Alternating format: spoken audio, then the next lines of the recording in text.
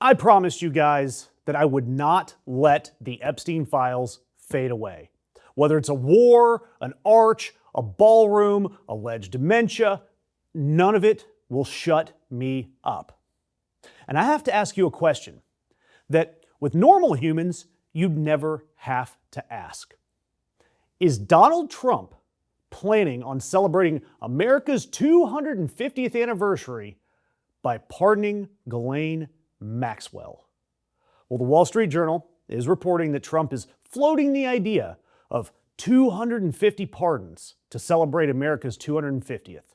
And if it happens, it would either come on his birthday, of course, June 14th, or on the 4th of July. Do me a favor, bookmark those two dates, because I'd like to be right here.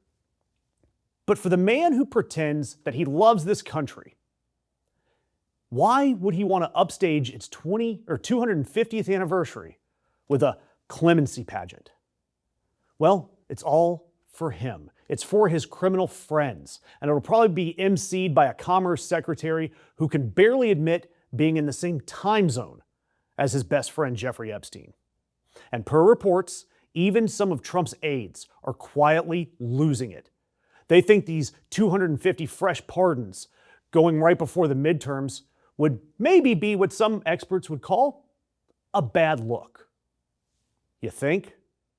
And look, Trump's already pardoned more than 1,500 January 6th rioters. He's pardoned at least 11 former members of Congress. He's pardoned a crypto bro who pleaded guilty to billions in money laundering. And the new plan is to spray around clemency like it's party favors at his own birthday, 250 of them. Each one presumably getting a get-out-of-jail-free card with Trump's face all over it. No word on if it'll be a gold card. And what about Maxwell? Well, we know that she is a convicted child trafficker serving a 20-year sentence, all of her appeals exhausted. Yet, according to multiple reports, only 6 out of the 25 Republicans on the House Oversight Committee have said publicly that she shouldn't be pardoned. 6 out of 25. The other 19 Republicans on that committee apparently need to mull it over, maybe take a look at the literature, maybe ask their constituents how they feel about child trafficking. And as we've seen before, Maxwell is angling for a pardon hard. After helping Trump's DOJ, including a private chat with then-Deputy, now acting Attorney General Todd Blanche, she got transferred from a real prison to a minimum security facility in Bryan, Texas.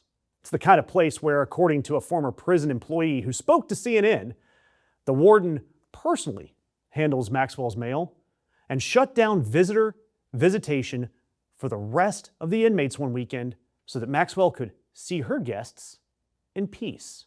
The lengths they went to provide a private visit for Maxwell actually caused visitation to be shut down for the rest of the inmates that weekend. They were not able to see their families that Saturday to make way for Maxwell to see her visitors.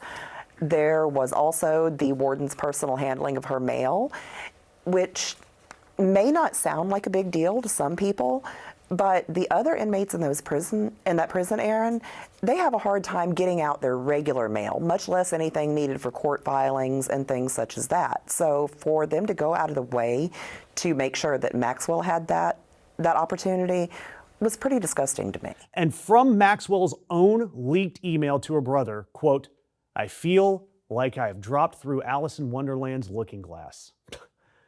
No kidding, lady. The Looking Glass is a country club where the staff is bringing you bottled water and clamshell meals delivered to your room, while the other inmates have to eat stale food from a vending machine. And the whistleblower on all of this? A 6-year prison employee named Noella Turnage. And she told CNN's Aaron Burnett that the treatment was, quote, disgusting. And for her efforts, after her interview aired, the federal government immediately rewarded her transparency by moving her to a high-security prison in Houston. Cool. The whistleblower goes from a mailroom to maximum security, while the convicted child abuser goes from federal prison to a glamping resort with room service. And for Trump, we're starting to see Epstein's name pop up again. Trump does what he always does. He attacks. And Trump is now demanding the removal of the Epstein-obsessed congressman from Congress. He's talking, of course, about Thomas Massie, the Kentucky Republican, the same guy who crossed the aisle to team up with Ro Khanna, the Democrat, to force the release of the Epstein files. The guy whose primary is just days away, and the same guy that Trump has personally targeted by asking all of his pals to put up the most expensive House primary in American history. Over $25 million in ad spending against Thomas Massie. That tells you everything. The President of the United States' fans and friends are using $25 million and Trump's personal Truth Social megaphone to take out a sitting Republican congressman whose only crime, apparently, against the GOP is asking what's in the Epstein files. Massie said it himself, dogs don't bark at parked cars. Well, the President of the United States, he's barking and barking and barking at a congressman from Kentucky. And why do you think that is?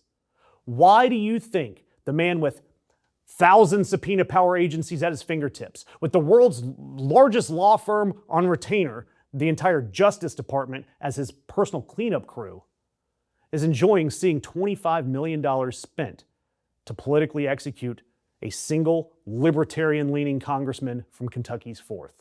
Why do you think that is? Think about it. And before you get to that answer, I also don't want to forget Howard Lutnick, the Commerce Secretary, Epstein's best friend. You know, the guy who looks like the bad guy psychiatrist in one of those 80s movies, the one that tells the kid that it's all in your head. And it was Lutnick's closed door, conveniently not videotaped, House Oversight Transcript that leaked this week. And he was asked, bear with me because I want to read every word from this real testimony from the man who oversees American trade. He was asked whether he and his wife and his kids and his nannies visited Jeffrey Epstein's private island in 2012. And his obviously rehearsed answer was that he had, quote, no recollection of anything being discussed. Then he said, if you said chit-chat, I'd go with that. Chit-chat. Howard Lutnick had chit-chat with the most notorious trafficker on his island in the Caribbean with his wife and kids and nannies.